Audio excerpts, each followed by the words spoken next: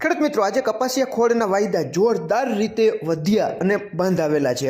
આજે તારીખ 4/2/2026ના રોજ કપાસિયા ખોળના વાયદા શા માટે વધ્યા તેની માહિતી આપણે પછી આપશું। સૌપ્રથમ ગુજરાતના અલગ અલગ વિસ્તારોમાં આજે તારીખ 4/2/2026ના રોજ કપાસના 20 કિલોના ઊંચામાં ઊંચા ભાવ માણાવદર 1650, જામજોધપુર 1625, બાબરા 1635, અમરેલી 1625, ઉનાવા 1621, કડી 1605, હળવદ 1611, કાલાવડ 1565, જેતપુર 1626, બોટાદ 1628, હિંમતનગર 1612, સિદ્ધપુર 1625, વાંકાનેર 1605, જામનગર 1620, પાટણ 1639, વડાલી 1637,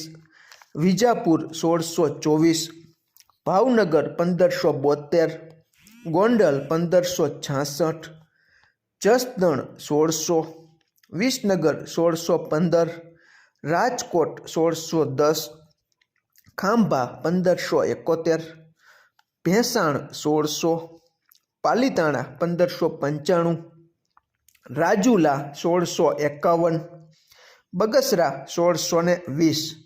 ખેડૂત મિત્રો, કપાસિયા ખોળના વાયદા આજે ખૂબ સારા એવા વધ્યા। આપણે આજે તારીખ 4/2/2026ના રોજ અત્યારે 7:43 આસપાસ ન્યૂયોર્ક કોટન વાયદો માર્ચ 2026નો 0.26 જેટલો વધીને 62.57 સેન્ટની આસપાસ ચાલી રહ્યો છે। આપણો એનસીડેક્સ ઉપરનો કોકુડકલ કપાસિયા ખોળનો ફેબ્રુઆરી 2026નો વાયદો 66 રૂપિયા જેટલો વધીને 3429 અને માર્ચ 2026નો વાયદો 60 રૂપિયા જેટલો વધીને 3460ની આસપાસ બંધ આવ્યો છે। કપાસિયા ખોળની જે 60 કિલોની ભરતીવાળી જે ગુણી આવે છે તેના હાજર ભાવ 2200થી 2250ની આસપાસ અને અમુક જગ્યાએ કદાચ સુપર બ્રાન્ડ હોય તો 2300 રૂપિયાની આસપાસ પણ કદાચ આજે ભાવ છે તે બોલાતા હશે। પરફેક્ટ મને માહિતી નથી, કારણ કે મારો જે મિત્ર છે તે અત્યારે થોડા ઘણા કામમાં રોકાયેલો છે, એટલે મને ભાવ ન મળ્યા। મેં અત્યારે ફોન કરીને જાણ્યું, પરંતુ કહ્યું કે હું અત્યારે કામમાં છું। તમારા વિસ્તારમાં કપાસિયા ખોળના કેવા ભાવ ચાલે છે તે તમે કોમેન્ટમાં ચોક્કસ જણાવજો। મારી પાસે માહિતી છે ત્યાં સુધી 2200થી 2300ની આસપાસ 60 કિલોગ્રામ જે ખોળની જે ભરતીવાળી ગુણી આવે છે તેના ભાવ છે તે મને જાણવા મળ્યા છે। ખેડૂત મિત્રો, માણાવદર ખાતે કપાસિયાના 20 કિલોના 800થી 830 સુધી ભાવ છે તે આજે જોવા મળ્યા હતા। કપાસિયા વોશ 1310થી 1315ની આસપાસ ચાલી રહ્યું છે।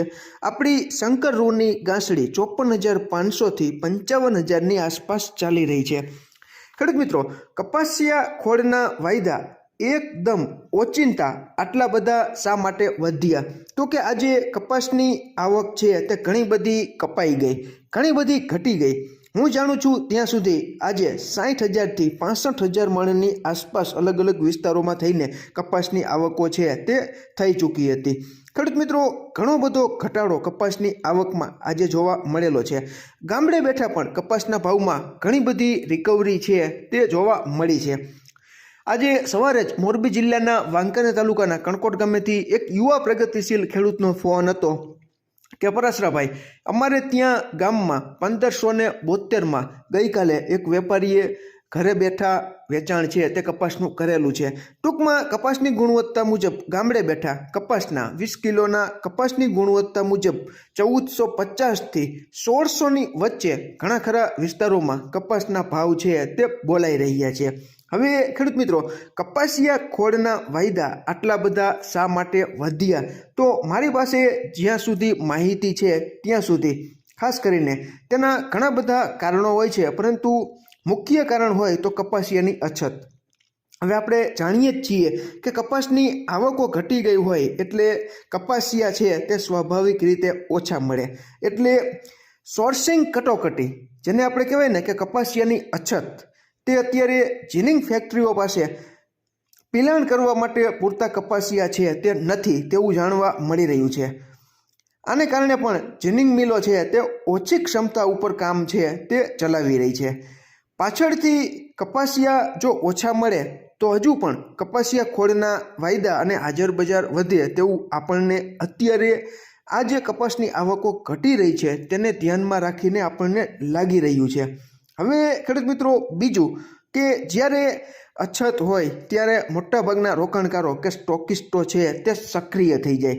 તો કદાચ બજારમાં એવી પણ હવા ફેલાણી હોય કે કપાસની આવકો છે તે ઘણી બધી ઘટી રહી છે તો કપાસિયા છે તે આવનારા સમયમાં અછત ઊભી કરશે. એટલે મોટા મોટા જે સ્ટોકિસ્ટો હોય તે સક્રિય થયા હોય તેને કારણે પણ કપાસિયા ખોળનો વાયદો છે તે વધ્યો હોય તેવું આપણને જોવા મળી શકે છે.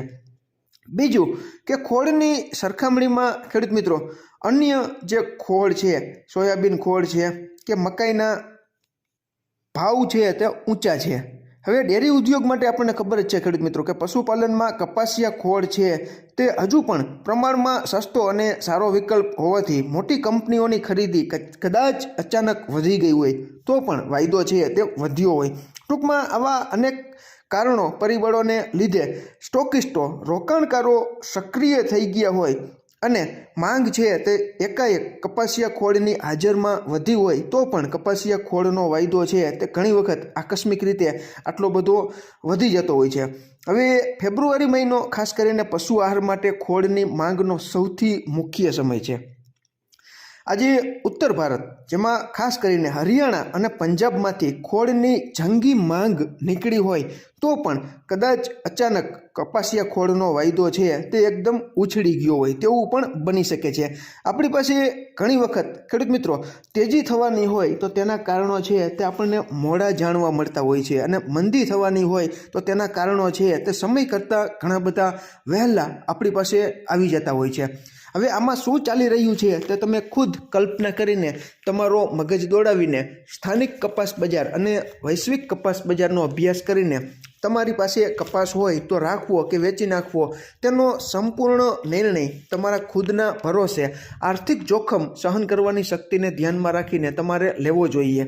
કારણ કે સાચી માહિતી છે તે ઘણી વખત સરળતાથી આપણી પાસે નથી પહોંચતી હોતી અને ટૂંકમાં મંદી કરવાવાળા જે માધ્યમો છે તે તમારે ન જાણવું હોય તો પણ તમારા સુધી વાતો છે તે એક યા બીજા પ્રકારે પહોંચાડી દેતા હોય છે. તો તમારે આમાંથી શું સાર લેવો તે તમે સ્થાનિક કપાસ બજાર અને વૈશ્વિક કપાસ બજારનો અભ્યાસ કરીને તમારા ખુદના ભરોસે આર્થિક જોખમ સહન કરવાની શક્તિને ધ્યાનમાં રાખીને તમારે તમારો પોતાનો કપાસ રાખવો કે વેચી નાખવો તેનો સંપૂર્ણ નિર્ણય સંપૂર્ણ તમારા ભરોસે અને તમારા જોખમે તમે લઈ શકો છો. ખેડૂત મિત્રો આમાં ક્યાંય ભૂલ હોય અને તમારી પાસે નવી અપડેટ હોય તો ચોક્કસ કોમેન્ટમાં જણાવજો. આભાર ખેડૂત.